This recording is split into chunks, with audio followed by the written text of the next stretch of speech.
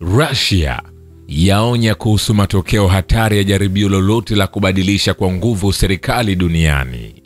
Dmitry Peskov, msemaji wa Kremlin ya Russia, ameonya Jumapili Juni 29 kwamba wito na majaribio ya kubadilisha kwa nguvu serikali zinazotawala katika nchi tofauti duniani yanaweza kuutumbukiza ulimwengu katika machafuko makubwa. Katika kujibu kauli za hivi karibuni za watawala wa Israeli kuhusu serikali ya Iran, Peskov ameonya kwamba mijadala ya kimataifa kuhusu mabadiliko ya utawala katika nchi nyingine inaweza kuitumbukiza dunia katika machafuko ya kuzimu. Amesema hakuna nchi ya ukundi la nchi kadhaa inapaswa kujadili mabadiliko ya uongozi katika nchi nyingine. Hili likitokea, ulimwengu unaweza kuingia katika machafuko ya jehanamu. Matamshi ya msemaji wa Kremlin kuhusiana na maafa makubwa yanayoweza kusababishwa na juhudi za kubadili mifumo na serikali zinazotawala duniani kwa kutumia mabavu na uingiliaji wa kigeni yanapaswa kuonekana kuwa ni jibu kwa mitazamo na misimamo haramu na isiyo ya kisheria ya Marekani na utawala wa kizayuni wa Israeli katika kipindi cha vita vya siku 12 vilivyolazimishwa na utawala huo dhidi ya Iran. Watawala wa Marekani na Israeli wametangaza mara kwa mara nia yao mbovu na kutamka hadharani kuhusu juhudi zao za kutaka kubadilisha uongozi wa Iran. Kauli hizi zimeongezeka kufuatia hujuma za kigaidi za Israeli na Marekani dhidi ya Iran. Kuhusiana na hilo, Rais Donald Trump wa Marekani aliunga mkono waziwazi mabadiliko ya utawala nchini Iran Jumapili Juni 22, akidai kwamba mabadiliko hayo yanaweza kuiletea nchi hii maendeleo. Aliandika kwenye mtandao wa kijamii wa Trust Social kwamba kutumia neno mabadiliko ya utawala si sahihi katika fasihi ya kisiasa, lakini ikiwa utawala wa sasa wa Iran hauwezi kurejesha ukuu kwa Iran, kwa nini tusifikirie kuhusu mabadiliko ya utawala? Turudishe tena utukufu kwa Iran. Wakati huo huo, na ikiwa ni katika juhudi zake za kubadilisha msimamo wake wa awali, Trump amesema kuwa hafuatilii mabadiliko ya utawala nchini Iran na kuwa yatasababisha machafuko mnamo Juni 24.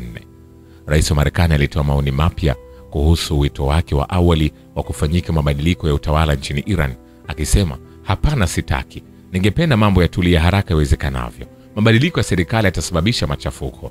Trump aliendelea kusema, unajua, wa Iran ni wafanyabiashara wazuri sana na wana mafuta mengi.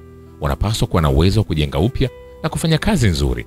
Kamwe hawatakuwa na silaha ya nyuklia, lakini zaidi ya hayo wanaweza kufanya mambo makubwa sana. Swali la kujiuliza, je, rais wa Marekani anathubutu vipi kuzungumzia suala la kufanyika mabadiliko ya utawala nchini Iran na kujifanya kuwahurumia raia wake bila kuzingatia sheria na kanuni za kimataifa zinazokataza uingiliaji wa masuala ya ndani ya nchi nyingine na marufuku ya wazi inayokataza kushambuliwa nchi nyingine kwa ajili ya kubadilisha serikali na mifumo inayotawala? Hata hivyo, kwa kutilia maanani visa vingi vya uingiliaji na hatua za Marekani dhidi ya nchi nyingine, hususan zile zinazopinga utawala wa Marekani, ni wazi kuwa kigezo pekee cha Washington kwa hatua hizo ni kulinda tu maslahi yake. Ama kuhusu utawala wa kizayuni, ni wazi kwamba ili kuendeleza uhai wake utawala huo daima unalenga kuzidhoofisha nchi za eneo na pia kuzigawanya katika sehemu ndogo ndogo zile zinazoupinga, hususan Iran. Kwa miongo kadhaa sasa, Iran imekuwa changamoto kuu ya usalama kwa utawala wa kizayuni. Hii ndio maana daima imekuwa ikitaka kuiharibu Iran na kuigawanya katika maeneo madogo madogo katika miongo michache iliyopita.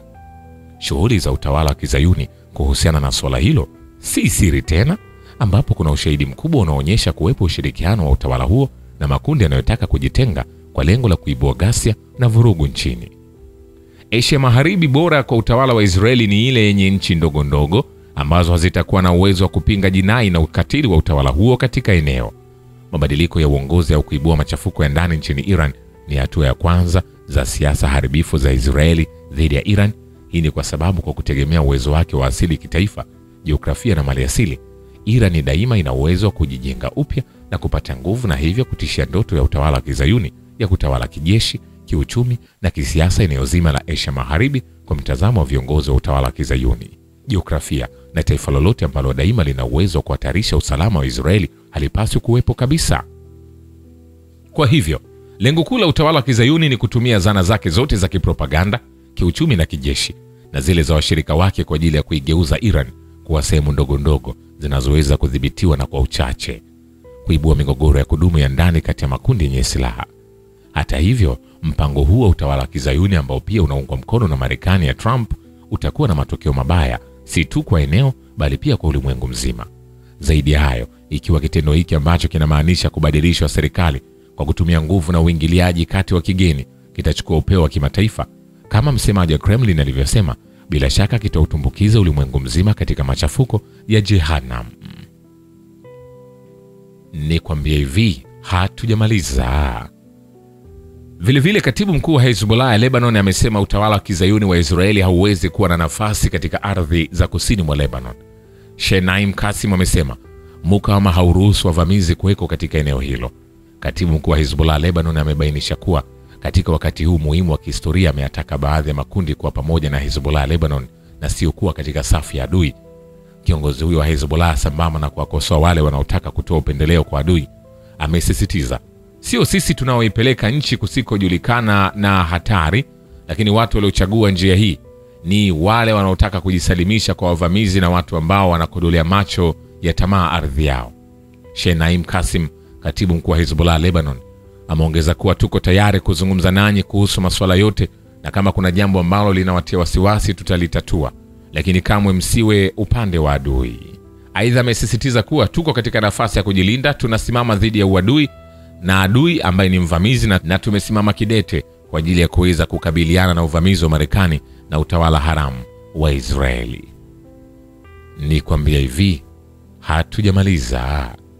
Lakini pia nikujuze kwamba Israeli imetishia kulipiza kisasi dhidi ya kundi la Wahuti la Ansar Allah nchini Yemen baada ya jeshi la Israeli kulidungua kombora lililorushwa kutoka Yemen kuelekea Israeli.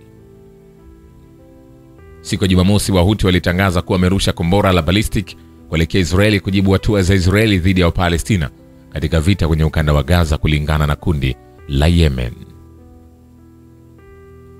Kombora la Jumamosi lilikuwa la kwanza kurushwa na kundi hilo tangu kusitishwa kwa mapigano kati ya Israeli na Iran mnamo Juni 24 kufuatia vita vya siku 12 kati yao. Nikwambie hivi, hatujamaliza. Israeli inalitishia kundi la Ansar Allah kuwa itaiwekea vikwazo vya majini na anga iwapo itaendelea na mashambulizi yake dhidi ya taifa hilo. Nikwambie hivi, hatujamaliza. Vilevile Israeli imekubali masharti ya kusitisha mapigano Gaza kwa siku 60. Donald Trump anasema, ambaye ni rais wa Marekani, Israeli imekubali masharti ya lazima ili kukamilisha usitishaji vita wa siku 60 huko Gaza. Wakati wa makubaliano yaliyopendekezwa, tutafanya kazi na pande zote kumaliza vita, Trump alisema kwenye chapisho kwenye mtandao wake wa kijamii wa Trust Social, bila kuelezea masharti ni nini. Wa Qatar na wa Misri ambao wamefanya kazi kwa bidii sana kusaidia kuleta amani watatoa pendekezo hili la mwisho. Natumai kwamba Hamas itayakubali makubaliano haya kwa sababu hayatakuwa mazuri. Mambo yanaweza tu kuwa mabaya zaidi, Trump alisema. Israeli ilianzisha kampeni ya kijeshi huko Gaza baada ya shambulio la Hamas la tarehe 7 Oktoba 2023 dhidi ya Israeli, ambapo takriban watu 1200 waliuawa. Takriban 56,647 wameuawa huko Gaza tangu wakati huo, kulingana na Wizara ya Afya eneo hilo inayoendeshwa na Hamas. Haijabainika mara moja iwapo Hamas itakubali masharti ya kusitisha mapigano. Tangazo la Trump linakuja kabla ya mkutano wa Waziri Mkuu wa Israeli Benjamin Netanyahu uliopangwa kufanyika wiki ijayo, ambapo rais huyo wa Marekani amesema atakuwa na msimamo thabiti. Rais wa Marekani alisema Jumanne kwamba anaamini Netanyahu anataka kumaliza uhasama huko Gaza, lakini Benjamin Netanyahu mwenyewe yeye hajazungumza au kuthibitisha kwamba yote hayo yanaweza yakamalizika au la.